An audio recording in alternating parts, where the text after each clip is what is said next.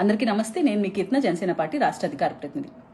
Professor అని చెప్పుకుంటూ ఒక మేధావిగా ప్యానెల్లో వచ్చి డిబేట్స్కి హాజరవుతూ అలాగే ప్యానలిస్ట్గా కూడా తన భావజాలని వ్యక్తపరుస్తూ మీడియా ముందర మాట్లాడుతుంటారు ప్రొఫెసర్ నాగేశ్వరరావు గారు. ఆయన గురించి ఏం మాట్లాడాలో అర్థం కావట్లేదు. కానీ ఒకటి ఏంటంటే ఆయన నిన్న పవన్ కళ్యాణ్ గారి గురించి ఒక స్టేట్మెంట్ ఇచ్చారు. ఒకసారి మీకు వినిపిస్తాను, దాని తర్వాత మనం స్పందిద్దాం. చెప్పింది అమరావతితోనే ఆంధ్రప్రదేశ్ జనసేన నాయకులు పవన్ కళ్యాణ్, నాదెళ్ల మనోహర్ ఇతరులు వెళ్లి అమిత్ షాను కలిశారు. నాకున్న ఐడి ప్లేస్ సోర్స్ చెప్తున్నా. అమిత్ షాను కలిసి మనం జగన్ ను లోపలేయాలి, జగన్ ను మా వాళ్ళు ఒత్తిడి చేస్తున్నారంటే అమిత్ షా చెప్పింది ఏంటంటే, రాజకీయాల్లో ఇన్స్టాంట్ ఫ్రెండ్ ఉంటాడు, లాంగ్ టర్మ్ ఫ్రెండ్ ఉంటాడు. Telugu Desam instant friend, Jagan long term friend. Chandrababu నాయుడుకు ఆయన అంటే చతుర్థ వచ్చి మనకెందుకు ఉండాలి? మీకు కూడా మంచి చెప్తున్నాను. మీకు అవసరం ఏంటి? లాంగ్ టర్మ్ ఫ్రెండ్ ఉపయోగపడతాడు. మనకు 20 మంది ఎంపీలు సహకరిస్తున్నారు కదా అని మీరు కూడా ఆ వైఖరి మార్చుకోండి అని సలహా ఇచ్చారని. ఇది మీకెలా తెలిసిందా? మరి అమిత్ షా, పవన్ కళ్యాణ్, నాదెళ్ల మనోహర్ ముగ్గురే ఉన్నారు కదా, మీకెలా తెలిసిందని అడగచ్చు. ఐడి ప్లేస్ సోర్స్ అంటే అమిత్ షా చెప్పాలి, పవన్ కళ్యాణ్ చెప్పాలి, నాదెళ్ల మనోహర్ చెప్పాలి. ఈ ముగ్గురు చెప్పాలి, మనకు తెలుసు. ఇది ఎలా తెలిసింది అంటే, మీకు జనసేన కోర్ కమిటీ ఎమ్మెల్యేలు వీళ్ళందరి మీటింగ్ లో ఇదే ప్రశ్న వచ్చినప్పుడు ఎమ్మెల్యేలందరినీ పంపించి కోర్ కమిటీని కూర్చోబెట్టి పవన్ కళ్యాణ్ చెప్పిన అన్న నా మనోరన్న అమిత్ షా ఏం చెప్పాడు ఒకసారి చెప్పండి అని చెప్పాడు. అక్కడ నుంచి సమాచారం అందరికీ. పవన్ కళ్యాణ్ కూడా పదే అసెంబ్లీలో గడ్డు విషయంలో నేను జగన్ తప్పు పట్టడం లేదు, గడ్డు విషయంలో జగన్. సారాంశం అయితే ఇదే.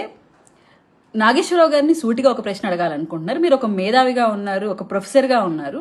మీరు ఇలాంటి మాటలు ఏ సోర్స్ నుంచి చెప్తున్నారో ఆధారాలు లేకుండా ప్రజలకు ఇలా చెప్తే మీ స్థాయి దిగజారిపోతుందా లేదా? అంటే మీరు వైసీపీని కొమ్ము కాయడం కోసం పవన్ కళ్యాణ్ గారిని డీఫేమ్ చేయాలని చూస్తున్నారా? అంటే ఎందుకంటే ఇప్పుడు మాలాంటి చిన్నవాళ్లమైనా కూడా ఒక మాట అంటున్నామంటే పక్కా సోర్స్ తీసుకొని ఒక ఎవిడెన్స్తో వచ్చి మేము మాట్లాడతాం. అలాంటిది మీరు ఒక ప్రొఫెసర్గా చెప్పుకుంటూ నేను మేధావిని అనుకుంటూ ప్యానెల్లోకి వచ్చి మిమ్మల్ని కూర్చోబెడుతున్న ఛానల్స్ కూడా ఇలా చెప్తున్నారు.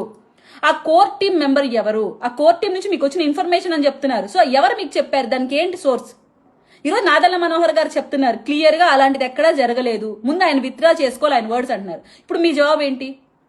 పవన్ కళ్యాణ్ గారు ఏ స్వార్థము ఆశించకుండా కేవలం రాష్ట్ర ప్రయోజనాల కోసమే పొత్తు పెట్టుకున్నారని ఈ రాష్ట్ర ప్రజలు మొత్తానికి తెలుసు.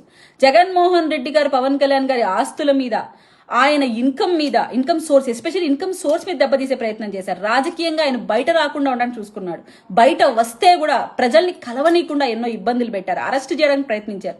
ఇలా మీరు ఇన్ని చేసినా జగన్మోహన్ రెడ్డి గారికి సింగిల్ గా ఫైట్ ఇచ్చిన ఏకైక వ్యక్తి పవన్ కళ్యాణ్ గారు. ముఖ్యంగా మీరు తీస్తే మా అందరికీ ఈ రాష్ట్ర ప్రజలందరికీ గుర్తుకుంది, అగత్పాతాలను తొక్కుతాను జగన్ నిన్ను, నేను పవన్ కళ్యాణ్ గే కాదు, లేదు జనసేన పార్టీనే కాదు అని ఆయన ఇచ్చిన స్టేట్మెంట్ అట్టుడికిపోయింది. ఆ రోజు వైసీపీ పార్టీ పూసాలు కదిలిపోయాయి. స్టిల్ నో వైసీపీ పార్టీ తేలుకోలేకపోతుంది పవన్ కళ్యాణ్ గారు దెబ్బ కొట్టిన విధానం చూసి. ఇప్పటికి కూడా 11 సీట్లు వాళ్ళు తెచ్చుకొని కూడా వాళ్ళు ఏపీలో ఉండడానికి భయపడుతున్నారంటే only because of Pawan Kalyan garu. ఒక్క స్టేట్మెంట్ మీరు ఇచ్చేటప్పుడు ఒక్కసారి వెనక ముందు ఆలోచించుకోవాలి. పవన్ కళ్యాణ్ గారు నిస్వార్థంగా ఒక పార్టీని ఏర్పరిచి సింగిల్ గా ఫైట్ చేస్తూ వాళ్ళ కార్యకర్తల్ని ఇబ్బంది పెడుతున్న రాష్ట్ర ప్రజల కోసం జగన్మోహన్ రెడ్డి గారిని సింగిల్ గా ఫైట్ చేసిన ఏకైక వ్యక్తి పవన్ కళ్యాణ్ గారు. అటువంటి పవన్ కళ్యాణ్ గారి మీద ఇలాంటి ఆధారణ లేని ఆరోపణలు చేస్తూ మీ స్థాయిని మీరు దిగజార్చుకోవడం ఎంతవరకు కరెక్ట్? బేసిక్ గా మీరు ఒకటి ఏం ఆలోచించాలంటే, జగన్మోహన్ రెడ్డి గారు అసలు రాష్ట్రానికి ఏం చేశారు? ఈ రోజు ఆయన 11 సీట్లకు పరిమితమైనా కూడా తాడేపల్లి ప్యాలెస్ లో ఉండకుండా బెంగళూరు ప్యాలెస్ లో రెస్ట్ తీసుకుంటున్నారు. అండ్ ఆయన ఈ రాష్ట్రంలో నుంచి ఏ సమస్య మీద స్పందించకుండా కేవలం వచ్చి ప్రజల్ని ఇబ్బంది పెడుతూ అలా ఇలా రోడ్ షోలు చేసుకుంటూ వెళ్ళడం తప్ప ఎక్కడైనా ఏ సమస్య మీద ఫైట్ చేశారా? లీగల్ గా ఆయన ఫైట్ చేయాల్సింది అసెంబ్లీలో. అక్కడికన్నా ఆయన వస్తున్నాడా? ఇంకా నాకు ప్రతిపక్ష హోదా ఇవ్వండి అని అడుక్కుంటూనే ఉన్న జగన్మోహన్ రెడ్డి గారి కోసం పవన్ కళ్యాణ్ గారు అంత ఖాళీగా ఉండి ఇలా గురించి పోయి అమిత్ షా గారితో మాట్లాడతారా? ఏం మాట్లాడుతున్నారు? బేసిక్ గా మీరు ఒకటి ఆలోచించాల్సింది, జగన్మోహన్ రెడ్డి గారు నగత్పాతం తొక్కడం అయిపోయింది మా పని. మాకు ప్రజలకు చక్కటి పరిపాలన ఇవ్వడం ఒకటే మా టాస్క్. అది మేము ఫుల్ఫిల్ చేస్తున్నాం. మీ అంత ఖాళీగా మేమైతే లేము. పవన్ కళ్యాణ్ గారు ఒక క్లారిటీ పొలిటీషియన్ గా ఈ రాష్ట్రం కోసం ఏం చేయాలన్న ఆలోచనలో మాత్రమే ఉన్నారు. జగన్మోహన్ రెడ్డి గారిని ఒక పొలిటీషియన్ గా కూడా జనసేన పార్టీ కన్సిడర్ చేయటం లేదు. ఎప్పుడైతే ప్రజా సమస్యల కోసం ఆయన అసెంబ్లీకి వచ్చి మాట్లాడతాడో అప్పుడన్నా ఆలోచించవచ్చు ఆయన ఒక పొలిటీషియన్ అని. దేశం దాటి వెళ్లాలన్నా కూడా కోర్టులో పిటిషన్ వేసుకునే వ్యక్తి గురించి మేము ఆలోచిస్తామా? అలాంటి పార్టీనా జనసేన పార్టీ? మళ్ళీ హెచ్చరిస్తున్నాం, మీరు ఒక మేధావి ముసుగులో, అనలిస్ట్ ముసుగులో వచ్చి కూర్చొని మీకు నచ్చింది మాట్లాడతానంటే ఈ రాష్ట్ర ప్రజలు చూస్తూ ఊరుకోరు. దయచేసి మీరు ఒక మాట మాట్లాడేటప్పుడు, ఎస్పెషల్లీ పవన్ కళ్యాణ్ గారి పైన కానీ జనసేన పార్టీ పైన కానీ మీ దగ్గర ఉన్న ఆధారాలు పెట్టుకొని డైరెక్ట్గా వచ్చి కూర్చొని మాట్లాడండి. ఏదో ఫేక్ ప్రాపగండా చేసేస్తాను, నేను లైమ్ లైట్ లో ఉంటాను ఒక 2-3 డేస్ కోసం అంటే జనసేన పార్టీ కానీ జనసేన కార్యవర్గం కానీ చూస్తూ ఊరుకోదు. దయచేసి ఇది హెచ్చరికగా భావించండి. పవన్ కళ్యాణ్ అనే వ్యక్తి ఆయన నిస్వార్థంగా రాష్ట్రం కోసం పనిచేస్తున్నారు. ప్రజల ఆమోదంతో ఈరోజు డిప్యూటీ సీఎం హోదాలో ఆయన కూర్చొని ఉన్నారు.